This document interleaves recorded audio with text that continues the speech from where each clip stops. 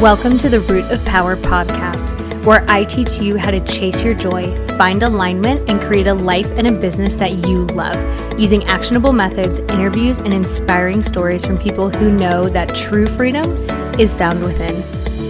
I'm your host, your always hype woman and sometimes ass kicker, Amanda Chills, and I am so proud of you for choosing to step into your power.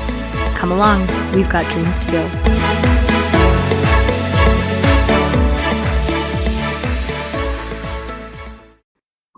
Hi, welcome to this week's episode. So I got this one via request. And yes, you can request topics if you would like. So just shoot me a message on Instagram at Amanda_Chills or send me an email, amanda.chills@gmail.com. And I'm happy to do requests if I can. So the request was to talk about emotional exhaustion versus compassion fatigue versus burnout and talk about the differences. Now I knew of emotional exhaustion as a concept, but I didn't realize that it was a term that was kind of having a lot of content created about it. So what I find is that anytime there's like a psychology concept that gets a lot of traction, people start identifying with that. Like when people started identifying with neurodivergent, people start identifying as a highly sensitive person. People start identifying as an empath, like whatever's kind of getting a lot of content created around it, people will start identifying, which makes a lot of sense because we humans love labels. We love to know about ourselves. Like that makes a lot of sense, right? So emotional exhaustion is something I see often with clients.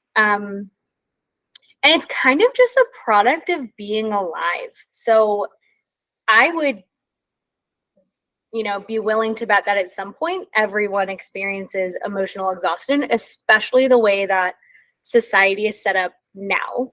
So think about the lack of multi-generational households, like the nuclear family unit, the lack of community that happens. Capitalism exists.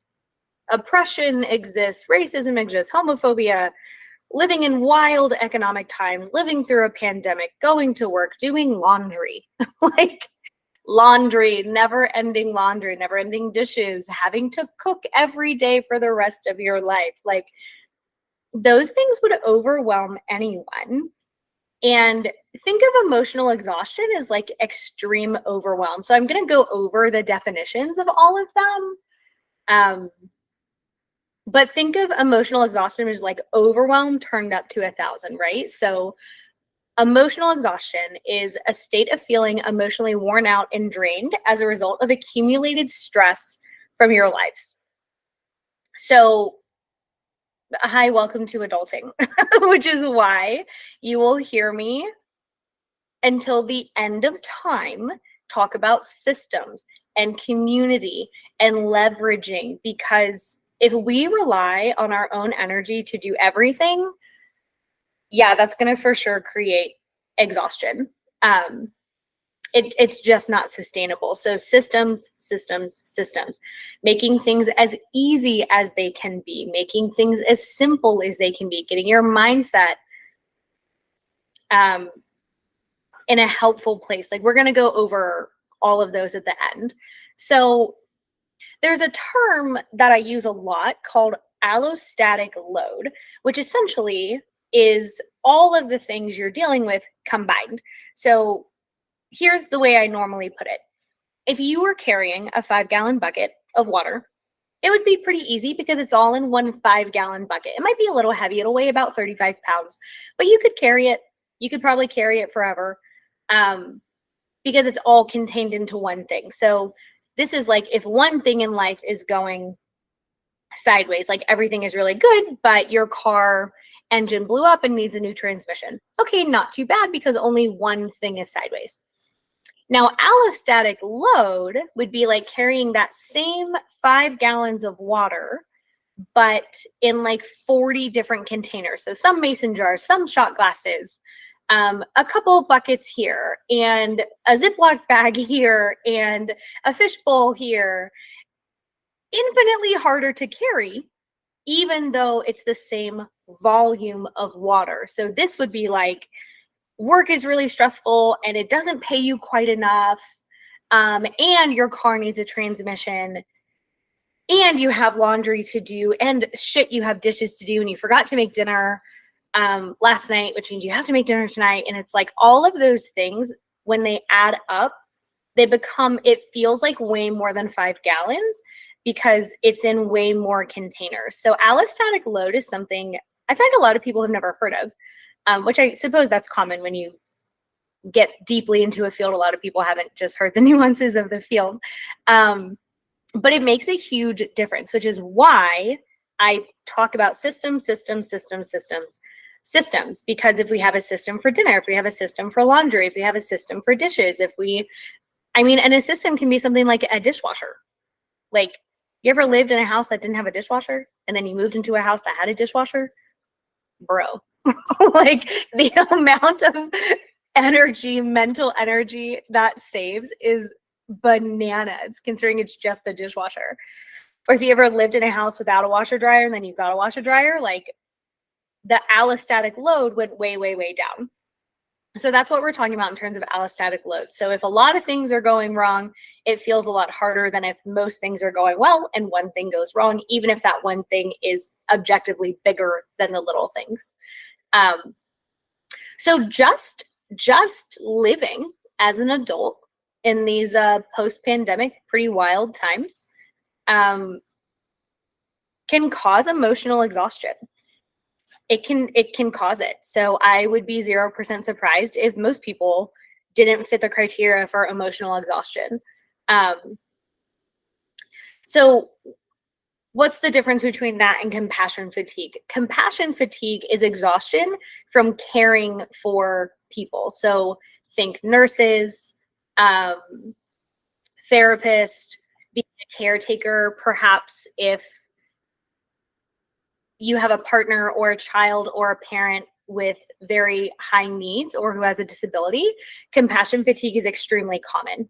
Humans are very, very good at short-term compassion. We need a lot of support for long-term care.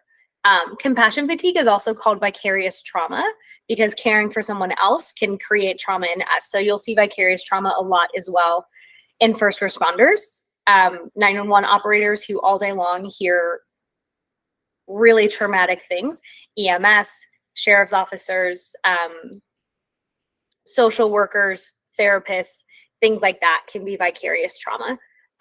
Military, vets, like veterinarians, animal control, things like that, experience a lot of compassion fatigue, a lot of vicarious trauma, simply because of the work that they do. We are just in the weeds with trauma all day long, some of us more than others. For example, any first responder sees way more trauma than I do. They're also seeing it in a moment, which is quite different. So compassion fatigue is a state of exhaustion and dysfunction as a result of prolonged exposure to compassion stress, essentially taking care of someone or being in the weeds of trauma, which is a little bit different than burnout. So some people can experience burnout without experiencing compassion fatigue. People can experience emotional exhaustion and not the rest of them. But I like to think of them as kind of a spectrum. So burnout is a state of emotional, physical, and mental exhaustion caused by excessive and prolonged stress. So think emotional exhaustion is kind of like, if it's like Budweiser, it'd be like Bud Light. And then burnout is like just totally, like you've heard the term hit a wall. It's more like the wall hit you with burnout. It doesn't have to come from work. It can come from any aspect of life. It can come from living in late stage capitalism. Like, let's just call that what it is. It can come, I mean, God, there's so many things that contribute to it. So emotional exhaustion is kind of like before, and then if that's not taken care of, it will very likely turn into burnout. So we definitely want to hit it and take care of it when it's a 5 and not a 10. Although if you're at a 10 and you're dealing with it and you're taking care of it now, good. But ideally we're taking care of things when they're a 5 and not a 10, just because they're a little bit easier. So emotional exhaustion comes more from life stressors. Compassion fatigue tends to come more from work or responsibilities. Again, if you're a caretaker, you're very, very likely to experience compassion fatigue. And burnout can kind of come from anywhere as well. So you may be like, Amanda,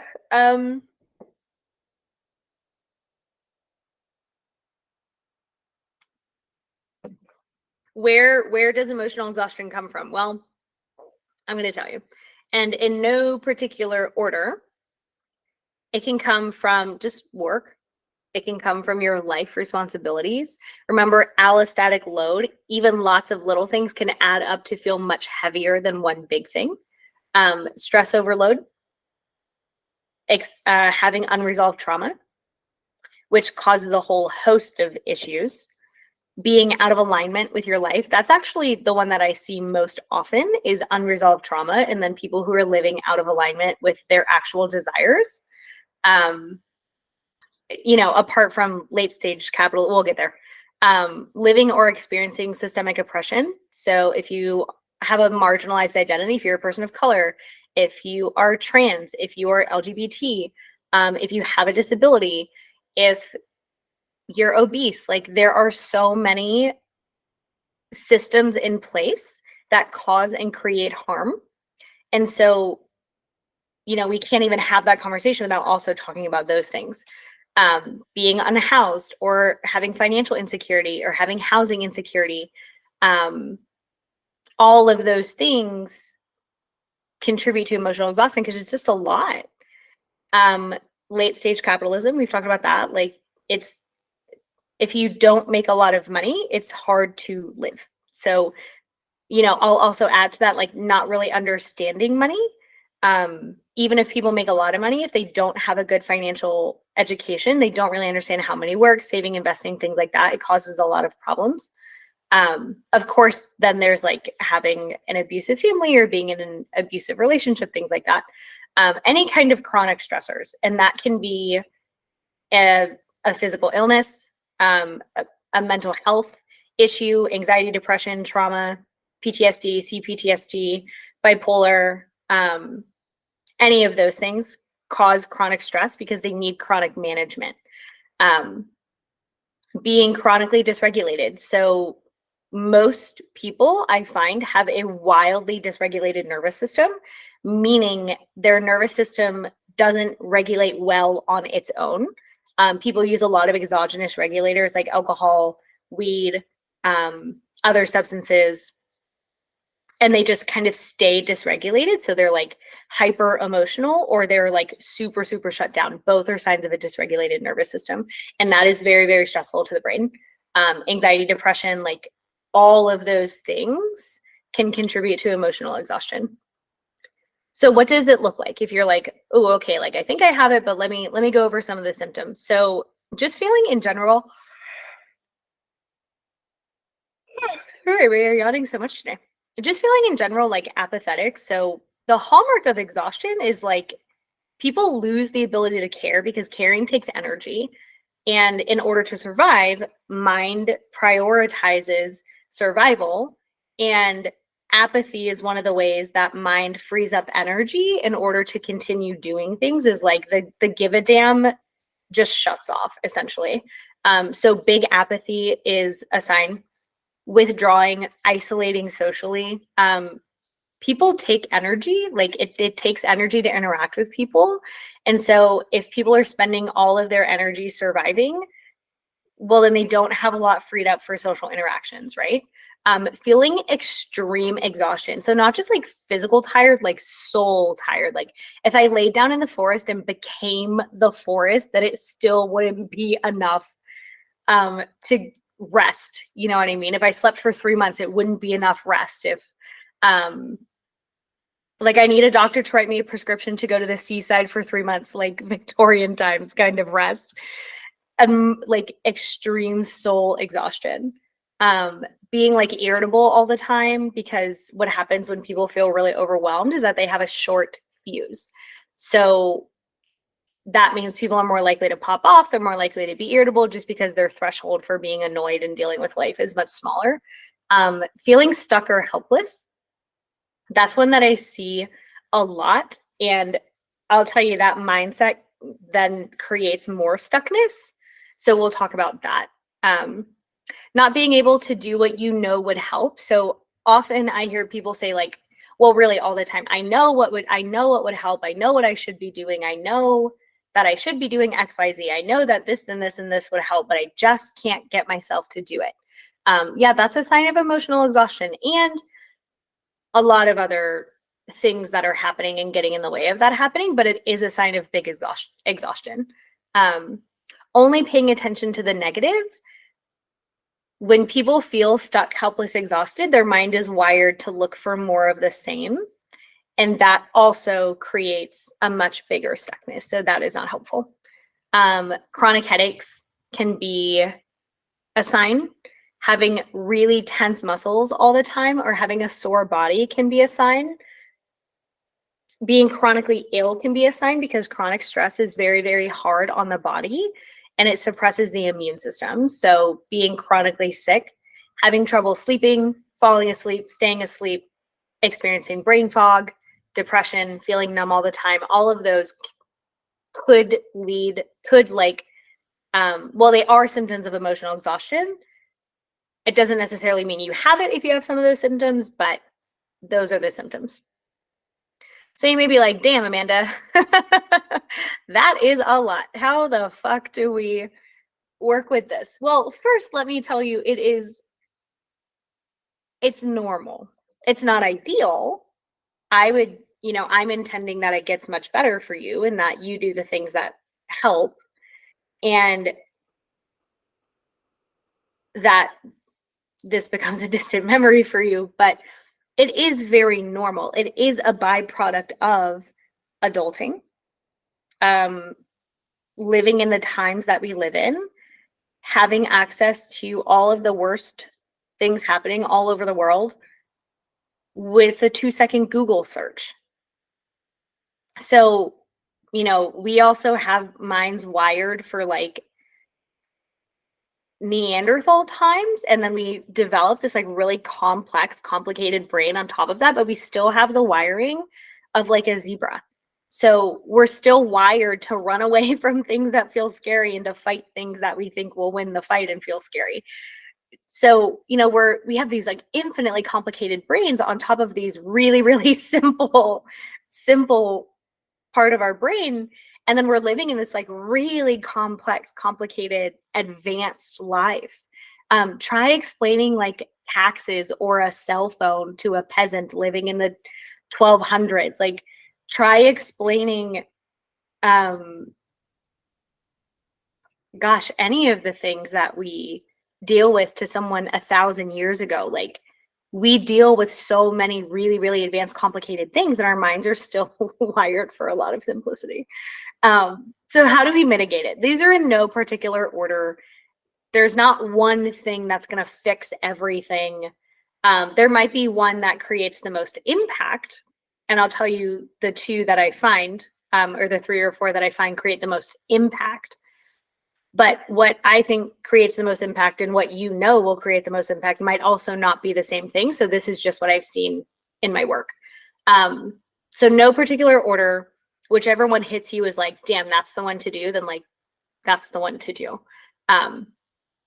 So how do we mitigate it? How do we fix it? One, we build systems. Systems. We fail to the level of our systems, and willpower is not a reasonable resource to use 24/7. Build a system. If you always do laundry on Tuesdays, if you meal prep on Sundays, if you have systems for making decisions, if it's a full body yes, then it's a yes. If it's 20% no, then it's a no. That's a decision-making system. For example, on Mondays, I eat salmon Mondays, Taco Tuesdays. Like, why do people do that? Because it's a system. It makes the decision for them. So they're making less decisions. Do you tend to wear the same 10 things? Do you rotate the same 10 outfits? All of those are systems. So how do you create systems? Well, think of the things in your life that are causing the most friction, causing the most problems, and brainstorm how to make it a repeatable system. If you want help with that, holler to girl. We can definitely schedule like a one-off to help you get some systems. Heal trauma, do trauma work. When people carry unresolved trauma, it's like a million things are plugged into them.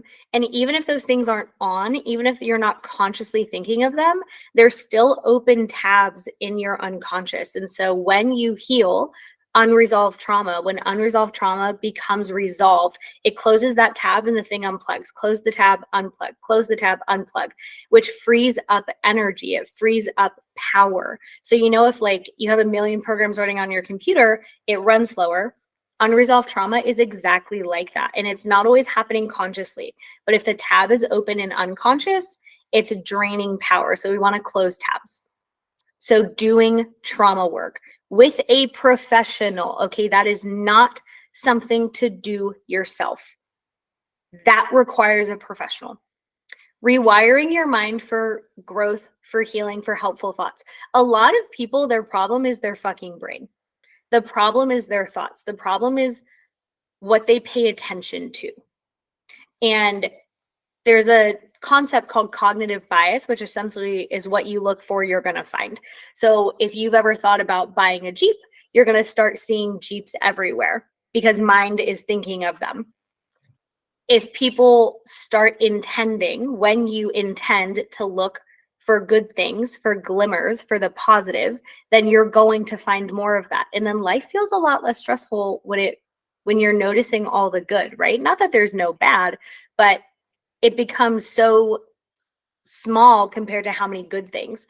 So rewiring your mind to look for the positive, to be growth focused, to focus on what you can do. All of those things, hands down, one of the best things you can do. Shifting language. So if you've ever heard someone who complains a lot, they're not very happy. I've never met someone complain themselves to happiness. Like usually when people chronically complain, they're just more miserable. There's a reason for that. Language matters. And you guys know, if you've been around, you know that I am such a asshole about language. Like I will correct it every time because it matters. Language is the thing that like kneecaps most people's progress. So using growth focused language. Yes, this feels hard and I'm capable of doing things that feel hard. Okay, yeah, this kind of seems really difficult, but I can figure it out. Like those things matter. Cutting out toxic people, toxic things, etc. This is not me saying go quit your job tomorrow or break up with your partner or never talk to your parents again. That's not what I'm saying. What I'm saying is create some distance. And if you can leave, great, if that's what you're intending to do, but create some distance between things that feel draining, awful, like eating hot mayonnaise. There's nothing wrong with changing jobs for a job that feels better or pays more or with a better environment. Now, I don't recommend quitting that before you have a new job, but like there's nothing wrong with biding time. I would very much encourage creating distance between yourself and people that make you feel like shit. There's no downside to that. Yeah, you might miss them every once in a while, but your life is going to get infinitely better. So cutting out stressors, toxic people, toxic things, things that feel draining, things that feel like hot mayonnaise. What I have found useful to do is to write all of those things down so that you have a really actual awareness of them, and then pick one or two to start creating distance from and feel how much energy like opens up for you. Radical acceptance, which essentially means stop fucking fighting what is. Like, there's a war in Gaza. I don't have the power to stop it. It's there. Do I have the power to do something? Sure. I can donate to World Central Kitchen. I can call awareness to it. I can donate to a relief fund. Like I can do what's within my power to do, but just being perpetually upset that there's a war in Gaza or a war in Ukraine or genocide in Sudan, like it doesn't benefit anyone, and it certainly doesn't benefit me, and it doesn't change anything for those people. What does change things for those people is for me to accept it to stop fighting it and to do what there is to do about it. So radical acceptance essentially means accepting what is happening so that you then direct your attention and energy on things that are useful to have done and possible to do, which is our next thing. Do things that are useful to have done and possible to do. It's useful to do the dishes and it's possible to do them. Do I really want to do them? Maybe not, but it's useful to have done them and possible.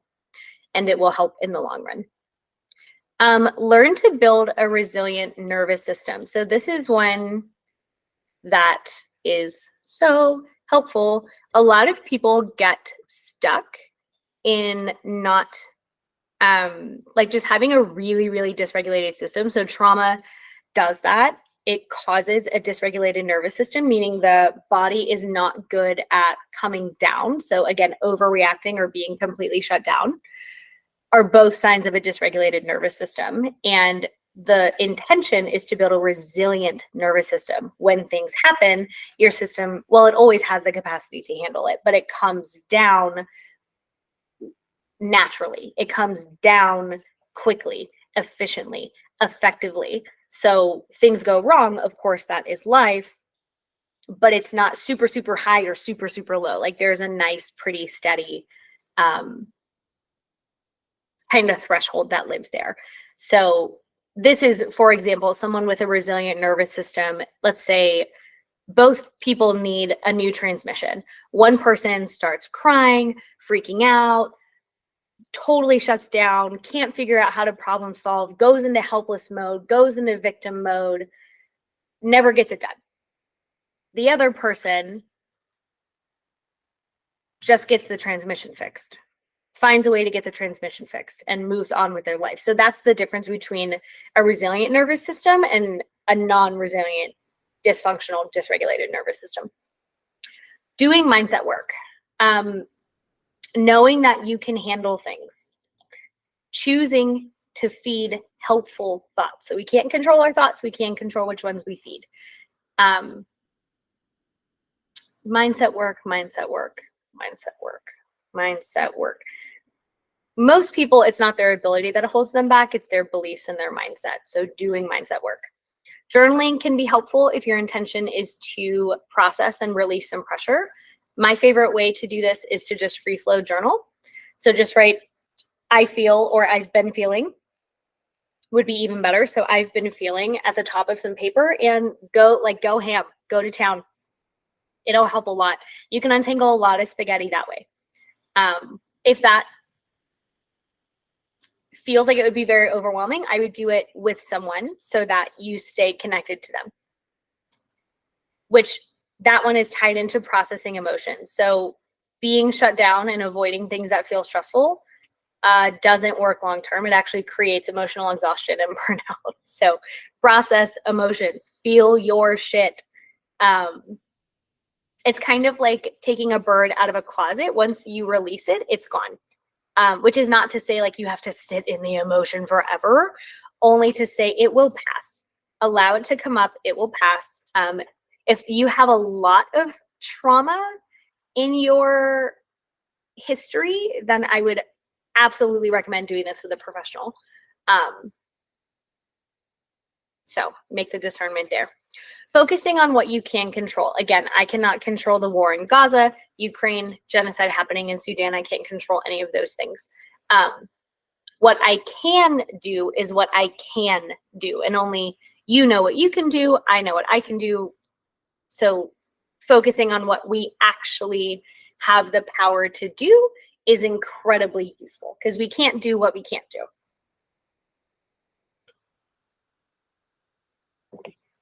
And the number of things we actually have control over is a lot smaller than the things we don't have control over. Do things that feel energy giving.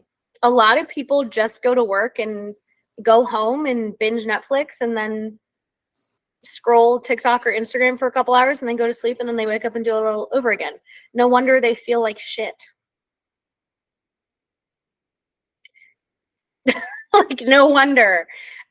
Do things that are fun, that are novel, that feel purposeful, that you enjoy, even if your mind tries to get in the way and tell you all these stories about how you've been tired and how it may not be fun and how it might be uncomfortable, blah, blah, blah, blah, blah, mind drama. Do things that give you energy, that feel energizing, that feel purposeful, and watch how much better you feel. Okay? Watch how much better you feel. Move well, eat well, sleep well. If people eat like shit, they feel like shit. If they never move their bodies, they feel like shit. If they never sleep, they feel like shit. All of those things are within your control. All of those things are low-hanging fruit. Move your body. Shift the way you're eating to more nutritious foods. Go to sleep. Stop, don't just have a phone 3 inches from your face and then immediately expect to sleep. Like, why? Chase sleep. Wind down. Well, not chase sleep. Let sleep chase you. Wind down before you go to bed. Connect with others. This is one of the fastest ways to feel better, is connection. Humans are wired for community and connection. Connect with someone. Not that you have to reach out and say you're struggling. You can just say, hey, I was just thinking about you. How are you? That is enough. Set some boundaries. Set some boundaries. This is one of the ones that makes a big impact quickly. Stop doing shit you hate doing or make you feel like shit. Create some distance with people who suck. Like, it's totally possible. If you're wanting some support with that, I do have a course on boundaries. It's called Boundaries Baddie.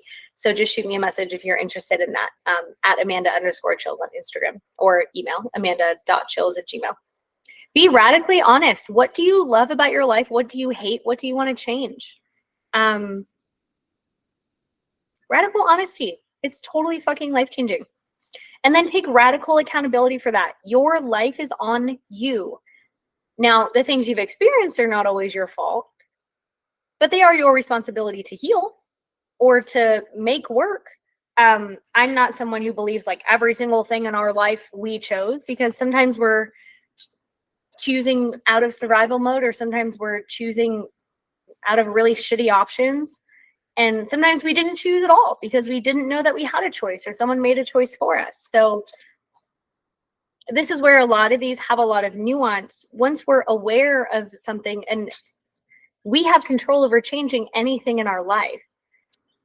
So that's where radical accountability comes in. It's not to say, everything that's in your life is your fault. That is absolutely not what I'm saying. What I'm saying is you have the power to change anything that you'd like to change in your life. Maybe not immediately, but eventually. Do work that feels purposeful. We've already gone over this. Stop focusing on you and focus on other people. Like, go help someone. Go help someone. And our last one, let go of perfectionism. This can create some of the big perfectionism poisons everything.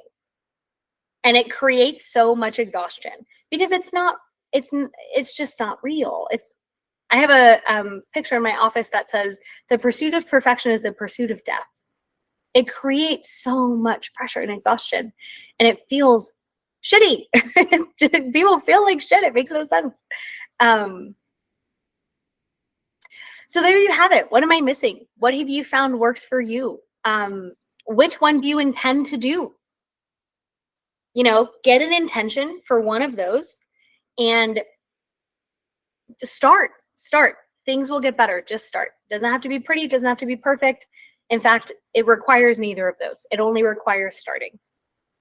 So there you go.